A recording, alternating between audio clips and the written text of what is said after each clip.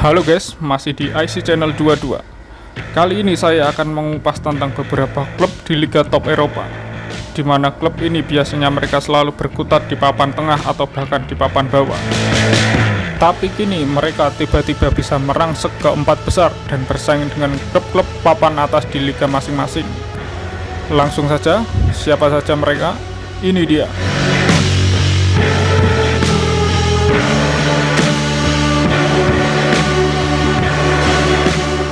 Union Berlin mampu mencuri perhatian di ajang Bundesliga pada musim ini. Klub yang bermarkas di Alte Veoresteri Stadium ini mampu bertengger di 4 besar klasemen sementara Bundesliga, kasta tertinggi Liga Jerman. Die Eredivisie, julukan Union Berlin, mampu mengoleksi 39 poin dari 19 pertandingan, 12 kali menang, 3 kali imbang, dan 4 kali kalah. Torehan itu membuat mereka mampu bersaing di papan atas bersama Bayern Munchen dan Borussia Dortmund yang selama 1 dekade terakhir selalu mendominasi. Union Berlin didirikan tahun 1966, namun klub yang sebenarnya berasal dari FC Olympia Oberrheinwalde ini sudah ada sejak tahun 1906. Setelah Perang Dunia Kedua usai, klub tersebut berganti nama menjadi SG Oberrheinwalde. Setelah beberapa kali mengalami pergantian nama, klub tersebut akhirnya resmi memakai nama Union Berlin. Pada tahun 1960, Union Berlin menjadi anggota DDR Oberliga, kompetisi tertinggi di kasta Jerman Timur saat itu. Hingga pada akhir tahun 90-an, diadakan reunifikasi setelah Jerman Barat dan Jerman Timur bersatu. Union Berlin yang berada di kasta kedua harus merasakan naik turun kasta dari kasta kedua ke kasta ketiga. Bahkan mereka sempat berkompetisi di kasta keempat Liga Jerman. Baru di musim 2001 mereka kembali ke kasta Bundesliga 2. Setelah 1 dekade, Die Eredivisie akhirnya berhasil naik ke kasta Bundesliga 1 pada musim 2019-2020. Meski bermodalkan pemain yang tidak terlalu istimewa, mereka mampu menembus papan atas, semua berkat kerja keras dan kekompakan tim. Itulah yang menjadi kunci kesuksesan mereka. Hingga saat ini mereka ada di posisi 4 besar klasemen sementara Bundesliga.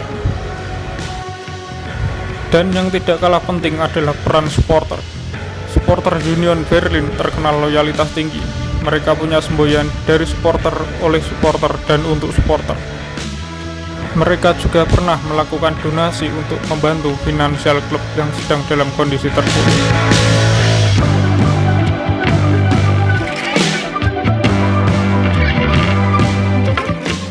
Newcastle United, ya, klub yang biasanya selalu berjibaku di papan tengah Liga Inggris ini sedang menjadi sorotan pecinta sepak bola di seluruh dunia.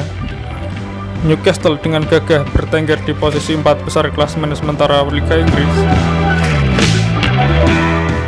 Sekitar 1 abad yang lalu, tepatnya tahun 1904 hingga 1969, Newcastle termasuk tim yang sukses di Liga Inggris. Newcastle berhasil memenangkan beberapa gelar, di antaranya adalah 4 gelar Liga Inggris, 6 piala FA, 1 Community Shield, dan piala Intertoto. Masuk ke era 90-an, Newcastle mulai kehilangan pamornya.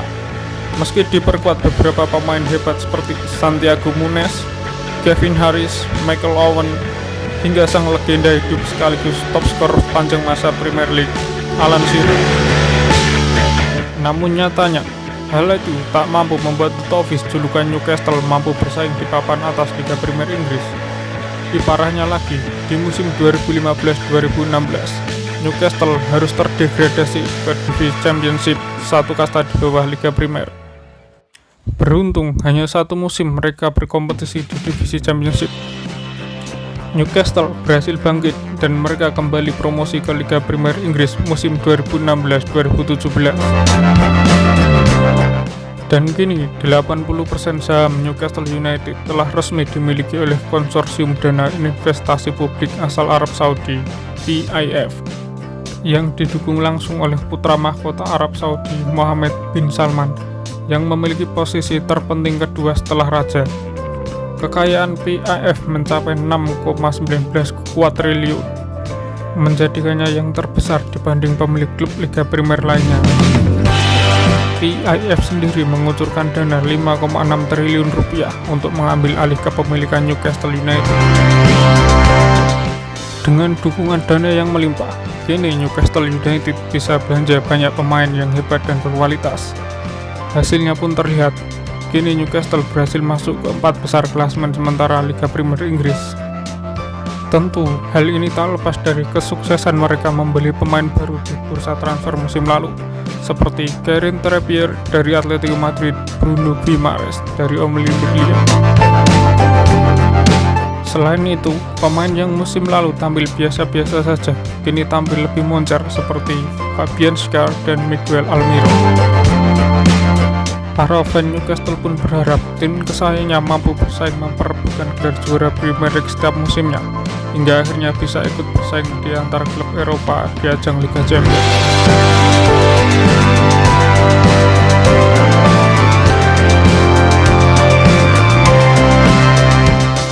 Real Sociedad, tim yang berasal dari kota San Sebastian, negara bagian Basque Spanyol ini, didirikan pada tahun 1909.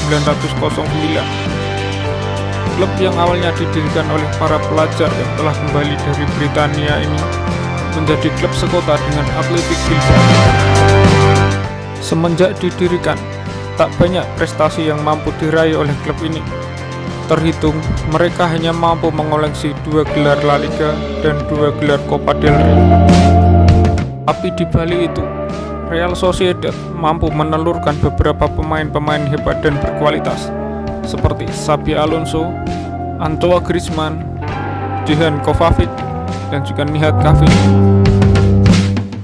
Tim yang berjuluk si putih biru ini juga pernah merasakan sakitnya terdegradasi ke Segunda Division, tepatnya di tahun 2007. 3 musim berjuang di kasta bawah, akhirnya Sociedad kembali ke Liga Utama pada tahun 2010. Tetapi seperti sudah garisnya, mereka selalu berkutat di papan tengah dan juga papan bawah. Baru di musim 2020 kemarin, mereka mulai bisa menampakkan tajinya setelah mendatangkan pemain-pemain hebat seperti David Silva dari Manchester City dan Adnan Januzaj dari Manchester United. Selain itu, Real Sociedad juga mendatangkan pemain muda berbakat asal Jepang, Takefusa Kubo, untuk menghadapi persaingan dengan Real Madrid dan juga Barcelona. Perubahan pada skuad inilah yang merupakan kunci sukses Real Sociedad menembus 4 besar klasemen sementara La Liga dan bersaing dengan Real Madrid dan juga Barcelona.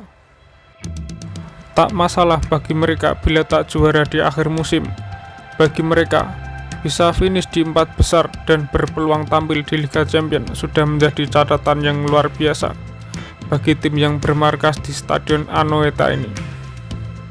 Itu dia tadi guys, ulasan dan juga mengenai tim-tim yang di musim ini mendadak ada di posisi 4 besar klasemen sementara di liga masing-masing. Oke, like saja kalau kalian suka video ini. Saya Yudi dari IC Channel 22 pamit, sampai jumpa di video selanjutnya.